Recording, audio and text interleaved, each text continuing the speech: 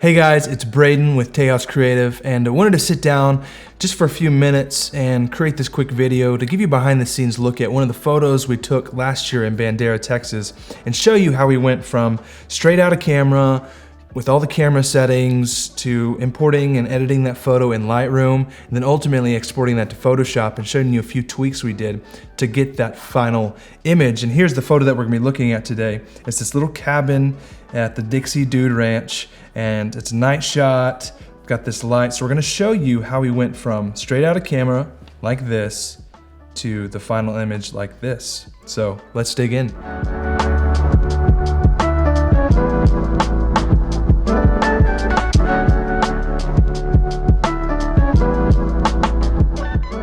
Okay, so once you get your photo loaded in, ready to go, here's where we're at. First thing we're gonna look at is the photo's settings.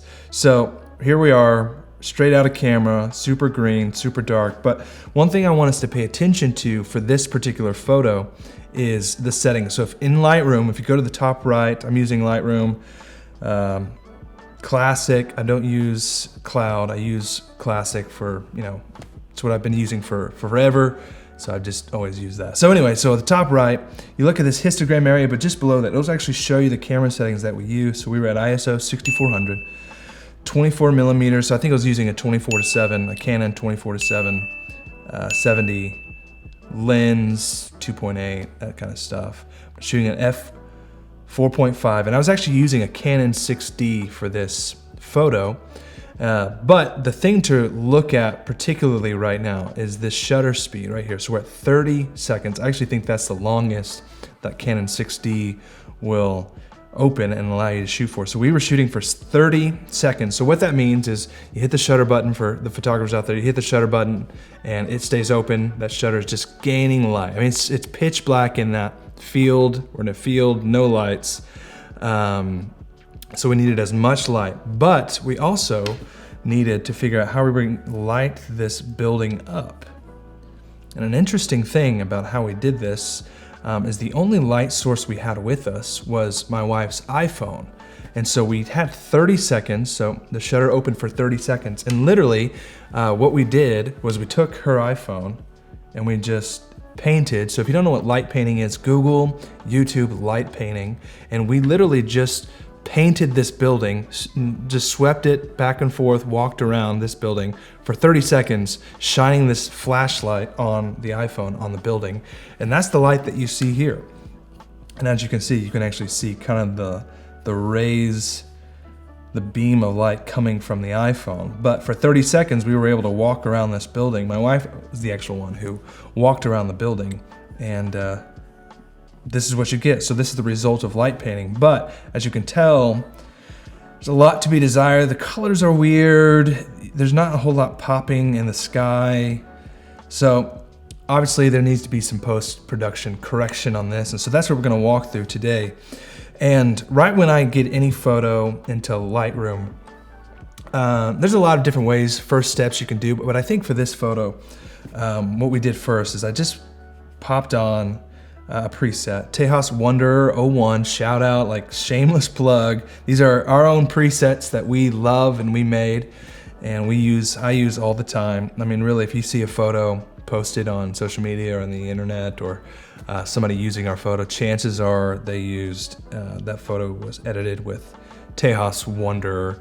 And so just like this photo, we'll start with Tejas Wanderer 01, but you'll see right off the bat, it's got this weird alien green tint to it, so we don't want that. So I'll just walk you through how I edit photos. And I really start at the top here, and I just work my way down. So on this one, I'm looking at the color balance. It's really green, really cold. So we're gonna bump up the warmth. Maybe a little bit too much. Maybe 51-ish. We'll start there, we'll play around, but I'll go from temperature to tint. It looks a little green, so boom. We're bumping this up already. Let's go to 40, and we're already bringing in a ton of life. So 3 steps here, Wanderer 01, and then mess with the temperature and tint. And we're already seeing some really nice colors pop, but it's still way too dark. There's a lot to be seen. There's not much detail going on. And I want to show you what happens when you pop open the exposure and really see what happens to the sky. No Photoshop, this is straight out of camera. And just look at that detail. I mean, that is no Photoshop. That's just Lightroom, a little exposure bump, 2.45, that's a lot of exposure. So we're gonna bump it down a little bit. We wanna save some of the detail here. I'm gonna go down to maybe 1. I mean, we can tweak it to death. But as you notice here, this building is quite blown out. So we're gonna drop the highlights here significantly, maybe something around right there. I think that's okay. Maybe bump up the highlights, maybe bump up the contrast.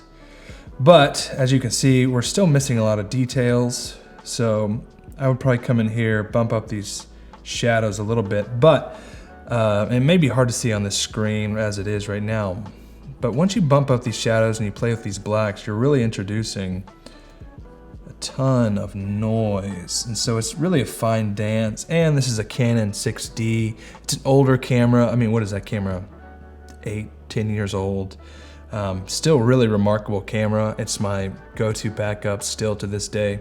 But you kind of see some of the noise really dirty right there. And so you really want to be careful when you play with these shadows. It's kind of a fine dance. So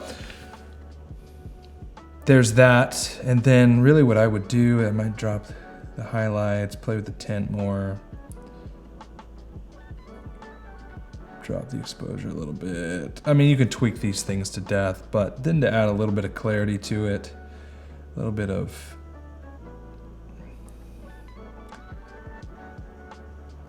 life here. Perfect. So that's a good start. So what we're gonna do now, that's just Lightroom. We haven't done really any fake editing so far, but we're gonna open it in Lightroom and really kind of take this photo to another level. So here we are in Lightroom. We're gonna open up that photo. So here's the photo we just exported, as you can see. But what we wanna do is we wanna get rid of these little light beams. You see these right here in the window? Those aren't very fun. So the final image looks like that. Boom, done. So how did we get from this to this? Really the go-to tool is the clone stamp. So you grab this, grab the clone stamp right here. But the trick that I would use is I never edit a photo on the layer itself. So what you wanna do is create a new layer right there, and you wanna make sure that this sample says current and below. You don't wanna do current layer, you don't wanna do all layers. Make sure it's checked at current and below.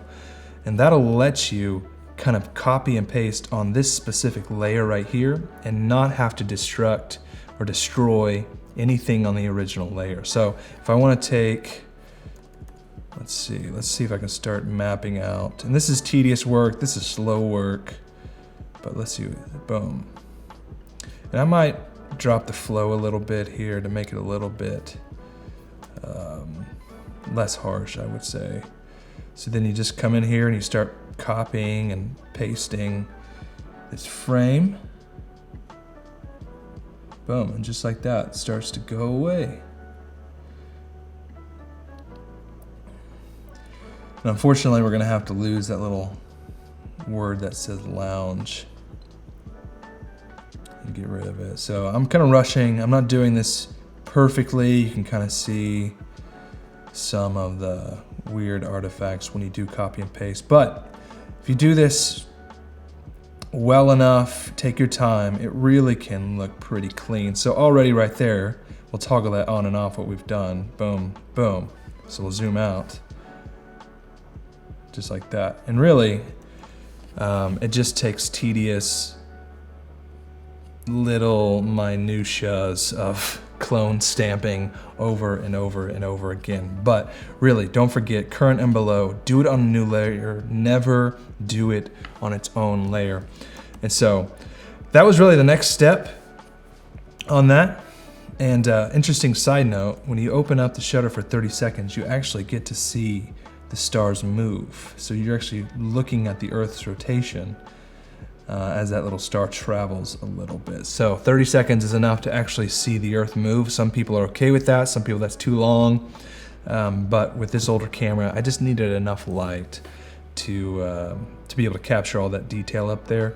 And so I needed to let it go for 30 seconds. Could have bumped the ISO more, but then ton of noise, ton of nerdy technical stuff, why I chose not to do that. But one last thing, we'll hide that layer. One last thing that I do to get to this final thing is I do think it's a little bit too yellow. My personal preference is that I hate the color yellow in any of my photos. So either I will completely desaturate yellows, or I will change the hue of the yellow. And so what we're gonna do here is we're gonna play with the hue a little bit, kind of get rid of this yellowy glow, and I wanna make it more orange, create a little bit more interest with the saturation. So I'm just probably gonna play with it, maybe now that's way too much, but maybe come back here maybe a little bit. Don't do too much. You always want to do things in moderation, as with life, I guess. Everything's great in moderation. But really just get rid of that yellow hue. I think yellow is a gross color for photos. And so just change that, create a little bit more orange, even add a little bit of magenta to that photo, and that's it. I mean, it's not as much as you would think. Now, if I really wanted to go in and make the sky all crazy, I could find a photo on Google or whatever I wanted to do and Photoshop the back. But I really wanted to keep this as true to in camera as possible and not Photoshop too much except for the light glares in that window. But that's how we did it. Pretty simple, really long exposure, light painted with the iPhone, walked around for 30 seconds, and we got that. It was trial and error, took a few shots, but we got there. Went from this shot in camera to Lightroom, and then ultimately into Photoshop, and that's how we came up with this photo right here. So that's it. Really simple. If you have any questions, drop them in the comments below. Would love to answer any questions you have, but also hit subscribe and stay tuned. We've got more of these photo tutorials, behind the scenes looks at these photos coming your way. So we'll see you guys next time.